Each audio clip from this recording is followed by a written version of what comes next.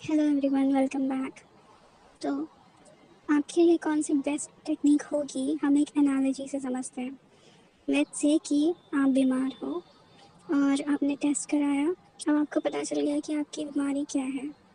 Now आप क्या करोगे?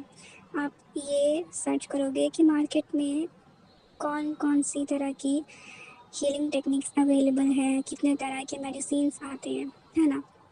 तो आपने ही पता किया, आपको पता चला कि हाँ, बहुत तरीके के मेडिसिन हैं। एलोपैथिक होता है, होम्योपैथिक होता है, आयुर्वेदिक मेडिसिन मिलते हैं।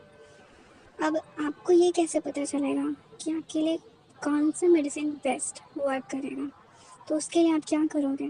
ऑब्वियसली आप सर्टेन टाइप ऑफ मेडिसिन उठाओगे, उसको कंज्यूम करोगे, फिर देखोगे कि आपकी बॉडी कैसा रिस्पॉन्स कर रही है। अगर आपको पॉजिटिव रिस्पॉन्स मिलेगा आपकी बॉडी से, तो ऑब्वियसली आप उस चीज़ को कंटिन्यू करोगे, नहीं तो फिर स्विच करोगे, दूसरे टाइप का मेडिसिन खाकर रिज्यूम करके देखोगे कि आपकी बॉडी कैसे रिस्पॉन्स कर रही है।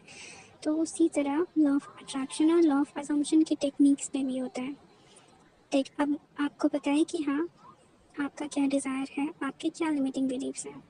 नाउ आपको अपने डिज़ायर्स को अचीव करना है। तो उसके लिए आप पहले ये देखो कि कितने तरीके के टेक्निक्स हैं। आप ये देखोगे, आपको पता है कि हाँ, पता चला कि स्क्रिप्टिंग होता है, अफर्मेशन होता है, विजुअलाइजेशन होता है। अब अफर्मेशन में भी ये है कि आप रोबोटिक अफर्मेशन कर सकते हो, फोकस्ड अफर्मेशन कर सकते हो। स्क्रिप्टिंग में भी बहुत तरीके की स्क्रिप्टिंग आती है, स्टोरी राइटिंग, स्टोरी टेलिंग, बहुत सारी चीज़ें। तो अब आपको कैसे पता चलेगा कि आपके लिए क्या बेस्ट वर्क करेगा? तो आप पहले एक टेक्निक उठाओ, उसको करके देखो कि आप उस चीज़ को कंटिन्यू कंसिस्टेंटली हर दिन कर पा रहे हो या नहीं, आपको रूटीन में वो ईज़िली बैठ पा रहा है या नहीं, उसके बाद आपको रिजल्ट्स अच्छे मिल रहे हैं या नहीं, आपको उस चीज़ को करने में ज़्यादा रेसिस्टेंस तो नहीं आ रहा।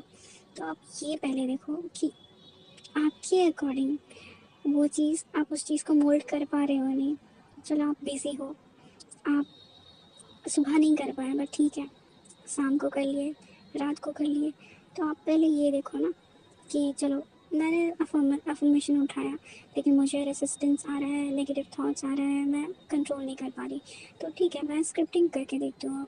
स्क्रिप्टिंग करा, थॉट्स शांत हुए, तो मेरे लिए स्क्रिप्टिंग वर्क करिए, तो मैं स्क्रिप्टिंग कंटिन्यू करूँगी ना। तो आप पहले कुछ टाइम तक अलग अलग टेक्निक्स को उठा के करके देखो कि आपके रूटीन के अकॉर्डिंग वो बैठ रहा है, आप कैसा फील कर रहे हो, आपको उससे किस तरीके के रिजल्ट्स मिल रहे हैं।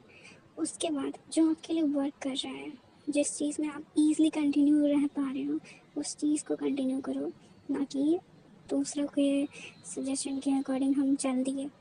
क्योंकि दूसरों के सजेशन अगर आप ईज़िली उस चीज़ को फॉलो करने के लिए ट्राई करोगे, तो हो सकता है आप कुछ दिन, कुछ महीने या कुछ वीक्स उस चीज़ को फॉलो कर पाओ। बट लॉ ऑफ अजम्पशन या लॉ ऑफ अट्रैक्शन, ये जो है, ये एक लाइफ स्टाइल है, इट्स अ माइंडसेट गेम। तो आपको ऑलमोस्ट, आप ये समझो कि आपको पूरी लाइफ देखना है, पूरी लाइफ कंटिन्यू करना है। तो आप हर चीज़, एक पर्सनलाइजेशन वाला चीज़ होता है ना, कि पर्सनली मेरे लिए क्या काम कर रही है, तो मैं वो चीज़ करूँगी। तो आप ये इस चीज़ को ध्यान में रखते हुए आप अपने लिए, अपने पर्सनलाइज्ड वे में उस चीज़ को उठाओ, टेक्निक को उठाओ, काम देखो क्या काम कर रहा है आपके लिए। देखो कि आपकी रूटीन के अकॉर्डिंग उस चीज़ को आप मोल्ड कर पा रहे हो, तो वो कंटिन्यू करो। दूसरों के सजेशन को उतना भी ये मत लो कि नहीं, अगर उसे स्क्रिप्टिंग करके ही रिजल्ट्स मिला है तो मुझे भी स्क्रिप्टिंग ही करना पड़ेगा। It's not like that. हर चीज़ ईजिली मेल्डेबल है, ये लॉ ऑफ अजम्पशन में हर चीज़ फ्लेक्सिबल है। आप जो ज्यूम करोगे वो आपकी रियलिटी बनेगी। तो इसलिए अपने अकॉर्डिंग मेथड चूज़ करें।